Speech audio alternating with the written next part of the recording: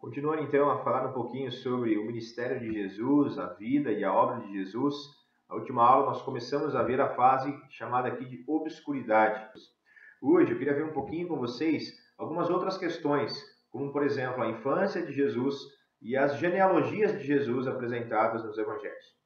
Tanto Mateus quanto Lucas nos mostram aí a genealogia de Cristo, de quem ele é descendente. Essas genealogias elas são importantes porque depois do ano 70, o Templo de Jerusalém foi destruído e todos os dados históricos sobre qual pessoa descendia de qual tribo, tudo isso foi queimado.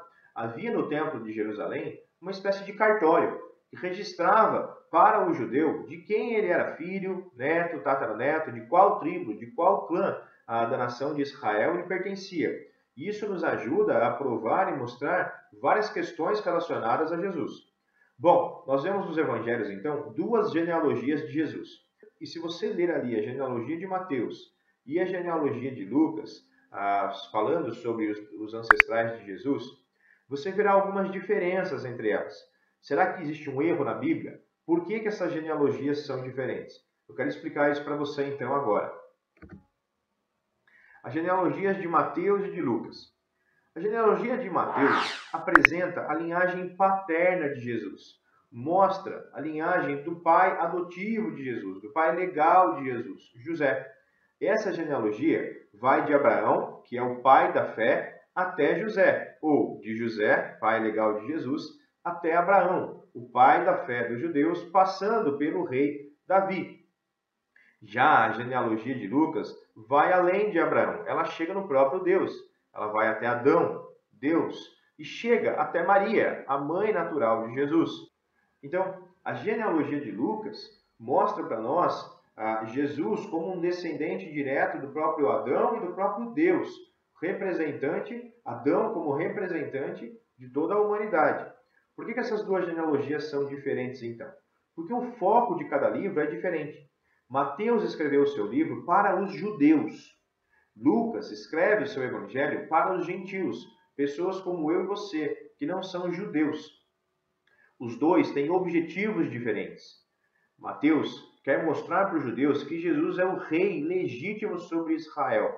Lucas quer mostrar para os seus leitores que Jesus é o salvador de todo o mundo. Vejamos.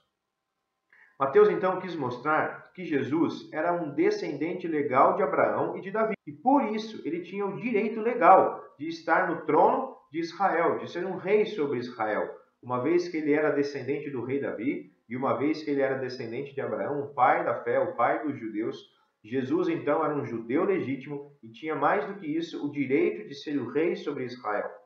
Lucas, com o seu objetivo de mostrar Jesus como o Salvador, faz a linhagem até Maria, a mãe de Jesus. Mostra, então, a descendência de Jesus até Maria. E ele quer mostrar que Jesus é o enviado de Deus, descendente direto de Deus, ou seja, Jesus é a semente da mulher prometida em Gênesis 3,15, que viria esmagar a cabeça da serpente e salvar o homem dos seus pecados, da sua inimizade com Deus. Então, quando você ler as duas genealogias, você verá a diferença entre alguns nomes. Entenda isso. Mateus está escrevendo para os judeus, ligando Jesus até José, o seu pai adotivo, o seu pai legal, marido de Maria.